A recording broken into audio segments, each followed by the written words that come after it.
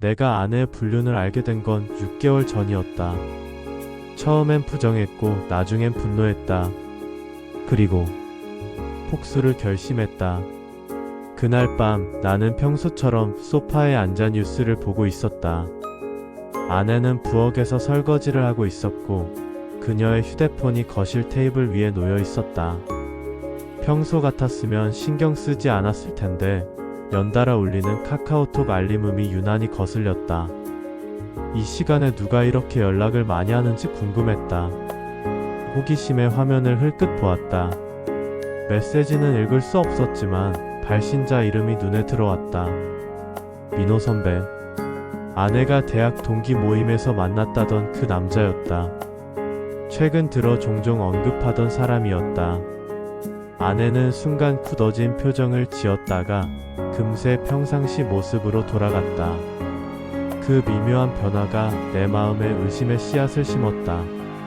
결혼한 지 3년밖에 안 된 우리였지만 아내의 표정 변화를 놓치지 않을 만큼은 서로를 알고 있었다. 아니, 적어도 나는 그렇게 생각했다. 그날 밤 아내가 먼저 잠자리에 들었다. 나는 한참을 뒤척이다가 화장실에 가는 척하며 거실로 나왔다. 아내의 휴대폰이 여전히 테이블 위에 있었다. 손이 떨렸다. 이런 짓을 하는 내가 한심했지만 뭔가 이상한 예감이 들었다. 가슴이 두근거렸고 목이 말랐다. 침을 삼키며 주위를 둘러보았다. 아내가 자는 침실에서는 조용한 숨소리만 들렸다. 다행히 패턴 잠금을 알고 있었다. 아내는 보안에 별로 신경 쓰지 않는 편이었다. 아니, 더 정확히 말하면 나를 전혀 의심하지 않았다. 신혼의 달콤함이 주는 안정감이었을 것이다. 화면을 켜자 카카오톡 알림이 여러 개 떠 있었다. 민호 선배와의 대화방을 열었다. 그 순간 내 세상이 무너져 내렸다. 대화는 적나라했다. 두 사람이 언제부터 이런 관계였는지, 얼마나 자주 만났는지 알 수 있었다. 스크롤을 올려보니 몇 달 전부터 이런 대화가 지속되고 있었다. 모텔 예약 내역, 위치 공유 기록까지 남아 있었다. 내가 출장을 간다고 하면 기다렸다는 듯이 그와 만나고, 내가 야근을 한다고 하면 그를 집으로 불러들였다. 겨우 3년 된 결혼 생활이었는데 아내는 벌써 지겨워하고 있었나 보다. 나는 여전히 신혼의 달콤함에 빠져 있었는데 말이다. 더 충격적인 건 대화의 내용이었다. 아내는 나를 그 사람이라고 부르며 마치 짐짝처럼 취급했다. 내가 언제 집에 오는지, 언제 나가는지를 실시간으로 공유하며 그들만의 시간을 만들어갔다. 심지어 내가 아내에게 선물했던 액세서리를 착용하고 그와 만나는 사진도 있었다. 내가 기념일을 맞아 정성껏 고른 목걸이를 하고 다른 남자와 포옹하는 모습을 보는 순간 가슴이 미어지는 것 같았다. 손이 떨려서 휴대폰을 제대로 잡을 수 없었다. 메시지들이 눈앞에서 흐릿해졌다. 눈물인지 분노인지 구분할 수 없었다. 숨이 막혔다. 3년 동안 믿고 사랑했던 사람이 이렇게 나를 우롱하고 있었다는 사실이 받아들여지지 않았다. 더 끔찍한 건 내가 모르는 사이에 이 모든 일이 벌어지고 있었다는 것이다. 나는 조용히 휴대폰을 제자리에 놓고 침실로 돌아왔다. 아내는 편안한 표정으로 자고 있었다. 3년간 함께 살아온 이 여자가 갑자기 낯선 사람처럼 느껴졌다. 옆에 누워있는 것조차 역겨웠다. 그날 밤 나는 한잠도 자지 못했다. 머릿속에서는 수천 가지 생각이 휘몰아쳤다. 언제부터였을까? 내가 뭘 잘못했을까?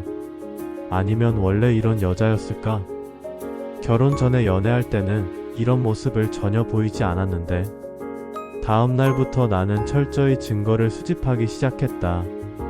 아내에게는 전혀 티를 내지 않았다. 오히려 평소보다 더 다정하게 굴었다. 아침에 커피를 타다 주고 저녁에는 함께 산책을 하자고 제안했다.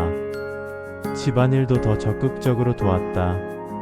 내 마음은 찢어지고 있었지만 얼굴에는 미소를 지었다. 매일 밤 연기를 하는 기분이었다.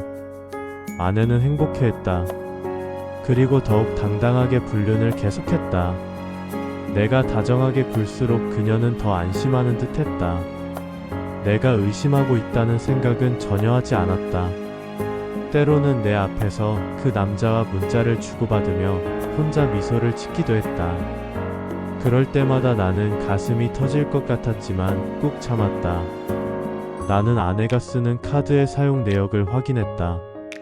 모텔, 음식점, 심지어 속옷 가게에서의 결제 기록까지 모두 프린트해서 파일로 정리했다. 신혼 때 함께 만든 가계부를 보면서 이런 일을 해야 한다는 게 얼마나 비참한지 몰랐다. 매일 밤 아내가 잠든 후 서재에 앉아 증거들을 정리하며 계획을 세웠다. 폭수는 완벽해야 했다. 차량 블랙박스도 확인했다. 아내가 혼자 나간다던 날들, 실제로는 그 남자와 함께 있었다는 증거가 고스란히 남아 있었다. 주차장에서 키스하는 모습, 손을 잡고 걷는 모습까지 선명하게 기록되어 있었다. 우리가 함께 고른 차에서 벌어진 일들을 보는 것은 고문이었다. 가장 충격적인 건 집에 몰래 설치한 CCTV였다. 처음엔 아내의 불륜을 확인하려고 설치했는데 며칠 후 정말로 그 남자가 우리 집에 왔다. 내가 출장 간다고 하자마자 말이다. 녹화된 영상을 보며 나는 울었다. 3년 결혼 생활이 한순간에 무너지는 기분이었다. 신혼집에서 우리가 함께 고른 소파에서 내가 아내를 위해 준비한 침대에서 벌어지는 일들을 보는 것은 지옥이었다. 하지만 동시에 차가운 분노가 가슴 깊숙이 자리 잡았다. 이 여자는 처음부터 나를 우롱한 것이다. 결혼식 때 눈물 흘리며 맹세했던 그 모든 말들이 거짓이었다. 그날의 행복했던 기억들이 모두 오염되어 버렸다. 하객들 앞에서 행복하게 웃던 아내의 모습이 이제는 가면을 쓴 것처럼 느껴졌다. 그들이 집에서 나누는 대화도 녹음했다. 내 뒤에서 나를 비웃는 내용, 내 버릇을 흉내내며 놀리는 모습, 심지어 내 가족들 흉까지 보는 것을 들었다. 아내는 그 남자에게 결혼한 걸 후회한다고 말했다. 나와 함께 있는 시간이 지루하다고 했다. 내가 얼마나 재미없는 남자인지, 왜 이런 사람과 결혼했는지 모르겠다고 했다. 그 말을 들으며 나는 이를 갈았다. 그로부터 6개월간 나는 완벽한 연기를 했다. 아내에게는 여전히 사랑스러운 남편이었고, 아내도 여전히 다정한 아내 역할을 했다. 하지만 나는 모든 걸 알고 있었다. 그녀가 언제 그와 만나는지, 어디서 만나는지, 무슨 말을 하는지까지. 때로는 내가 너무 완벽하게 연기하고 있는 것 같아서 소름이 돋았다. 가장 괴로운 건 밤에 아내와 함께 누워있을 때였다. 그녀가 내 품에 안겨 있으면서도 마음은 딴 남자에게 가 있다는 걸 알고 있었다. 때로는 잠결에 그 남자 이름을 부르기도 했다. 그럴 때마다 나는 이를 악물고 참았다. 폭수의 나를 위해 모든 것을 견뎌냈다. 아내는 내가 모르는 줄 알고 더욱 대담해졌다. 내가 있는 자리에서 그 남자와 문자를 주고받기도 했다. 핸드폰을 보며 혼자 미소 짓는 아내를 보면서 나는 언제 이 연기가 끝날지 기다렸다. 매일 밤 내 마음속에 달력에 X자를 그으며 D-Day를 기다렸다. 내 계획은 완벽했다. 증거는 충분했고 타이밍도 완벽했다. 이제 마지막 퍼즐 조각만 남았다. 바로 불륜 사실을 확인한 그날부터 6개월 뒤인 장인어른의 칠순. 아내는 나에게 걱정스러운 표정으로 물어봤다. 여보, 아버지 칠순잔치 어떻게 할까? 간단하게 가족끼리만 할까? 요즘엔 가족들끼리 식사하는 게 대부분이던데. 나는 평소와 다른 제안을 했다. 조촐하게 말고 마을 잔치로 하자. 친척분들도 부르고 동네 분들도 다 초대하고.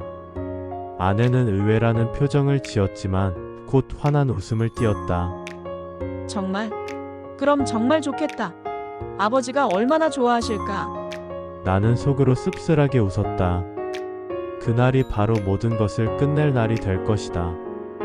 3년간의 거짓말, 6개월간의 고통, 그리고 내 인생의 가장 큰 배신에 대한 응답이 될 것이다. 잔치 준비는 꼼꼼히 했다.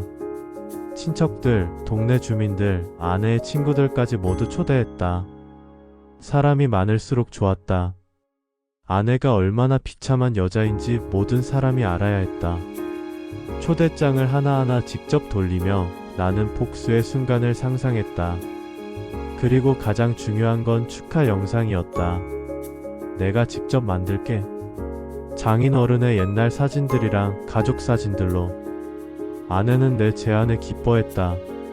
나는 며칠 동안 정성스럽게 영상을 편집했다. 장인 어른의 젊은 시절 사진, 가족 사진, 아내의 성장기 사진들을 시간순으로 배치했다. 그리고 마지막에는 지난 6개월간 수집한 모든 증거들을 넣었다. 모텔 앞에서 포옹하는 사진, 카드 사용 내역, 음성 녹음, 그리고 가장 결정적인 집안 CCTV 영상까지. 모든 것이 완벽했다. 영상을 편집하면서 나는 여러 번 울었다. 행복했던 과거의 사진들을 보며 그때로 돌아가고 싶었다. 하지만 그 행복도 가짜였다는 걸 알고 있었다. 적어도 아내에게는 그랬다. 나 혼자만의 행복이었다. 아내는 나에게 축하 영상을 보여달라고 하기도 했지만 그날 기대하라고 얘기했다. 아내는 궁금해하면서도 내 의견이 그렇다면 그때까지 기다리겠다고 했다. 칠순잔치 당일 마을에 가는 사람들로 가득했다. 장인 어른은 이렇게 많은 사람들이 축하해주러 온 것을 보며 감격해했다. 장모님도 하루 종일 웃음이 끊이지 않았다. 아내도 행복해 보였다. 자신이 곧 무너질 줄도 모르고. 나는 그 모습을 보며 마지막으로 미안함을 느꼈다. 하지만 이미 돌아갈 수 없었다. 나는 그날 하루 종일 완벽한 사위 역할을 했다. 장인어른께 술도 따르고 친척들과 인사도 나누고 아내와 다정하게 대화도 했다. 마지막 연기였다. 사람들은 내가 얼마나 좋은 사위인지 칭찬했다. 그럴 때마다 나는 쓴웃음을 지었다. 식사가 끝나고 본격적인 축하 시간이 시작되었다. 아내가 마이크를 들고 사회를 보기 시작했다. 내가 특별한 축하 영상을 준비했다고 소개했다. 스크린에 영상이 재생되기 시작했다. 장인어른의 젊은 시절부터 시작해서 결혼, 아이들 태어나는 모습까지. 사람들은 감동했고 여기저기서 박수가 터져나왔다. 모두들 영상을 보며 감탄하기도 열심히 편집한 나를 대견해하기도 했다. 그리고 그 순간이 왔다. 화면이 갑자기 전환되었다. 모텔 앞에서 포옹하는 두 사람의 모습이 나타났다. 현장이 순식간에 조용해졌다. 사람들은 무슨 일인지 이해하지 못했다. 이어서 음성통화 녹음이 흘러나왔다. 아내와 그 남자의 목소리가 회관 전체에 울려 퍼졌다. 그리고 조금씩 웅성거리기 시작했다. 현장은 충격에 빠졌다. 사람들은 서로를 바라보며 무슨 일인지 이해하려 했다. 아내는 창백한 얼굴로 스크린을 바라보고 있었다. 손이 떨리고 있었다. 마이크가 바닥에 떨어지는 소리가 회관 전체에 울렸다. 영상은 계속되었다. 카드 사용 내역, 카카오톡 대화 내용, 그리고 집안 CCTV에 찍힌 아내와 그 남자의 뒤엉켜 있는 모습, 모든 증거가 낱낱이 공개되었다. 장인어른이 소리쳤다. 지금 뭐 하는 거야? 장모님은 충격으로 의자에 주저앉았다. 친척들은 웅성거리기 시작했다. 나는 천천히 일어섰다. 준비해둔 이혼 서류를 테이블 위에 던지며 말했다. 장인어른, 저 영상 속 여자가 누구인지 아시죠? 바로 장인어른의 자랑스러운 딸입니다. 이혼 서류가 바닥에 흩어졌다. 이건 결혼 생활의 마침표입니다. 저는 이제 끝났습니다. 아내가 울부짖으며 내게 다가왔지만 나는 뒤돌아서 조용히 회관을 나섰다. 뒤에서 아내가 내 이름을 부르며 쫓아왔지만 돌아보지 않았다. 차 안에서 나는 마지막으로 뒤를 돌아보았다. 회관에서는 여전히 소란이 계속되고 있었다. 장인어른은 아내를 다그치고 있었고 장모님은 울고 있었다. 친척들과 동네 사람들은 수군거리며 빠져나가고 있었다. 나도 사람이니까 울기도 했고 흔들리기도 했다. 하지만 오늘 이 자리를 만든 건 나를 끝까지 무시한 그녀에게 주는 마지막 선물이었다. 3년간의 거짓말에 대한 진실, 그리고 배신에 대한 응답이었다. 그녀는 나를 바보로 만들었다. 신혼의 달콤함에 빠져있는 바보 남편으로. 하지만 오늘 이후 그녀는 모든 사람 앞에서 부정한 여자로 낙인 찍힐 것이다. 그것이 내가 줄 수 있는 마지막 선물이었다. 시동을 걸고 차를 출발시켰다. 사이드 미러로 보이는 회관이 점점 작아졌다. 하지만 나는 이제 자유였다. 비참하지만 정직한 자유였다. 그리고 그것으로 충분했다. 잠시 뒤 눈물이 뺨을 타고 흘렀다. 모두 끝났다고 생각했지만 끝이라는 감정은 그렇게 쉽게 오지 않았다. 기억은 지워지지 않았고 상처는 여전히 쓰라렸지만 나는 더 이상 속이지 않아도 됐다. 누군가의 남편, 누군가의 사위라는 이름 아래 참고 견디던 삶은 이제 끝났다. 나는 나 자신으로 돌아가는 길 위에 있었다. 회관이 완전히 시야에서 사라졌을 때 나는 창문을 열었다. 매캐한 바람이 얼굴을 스쳤지만 그 바람 속에는 더 이상 거짓이 없었다. 복수를 끝낸 이 남자 정말 자유로워졌을까요? 여러분이라면 어떤 선택을 하셨을지 댓글로 들려주세요. 공감하셨다면 좋아요와 구독 부탁드립니다.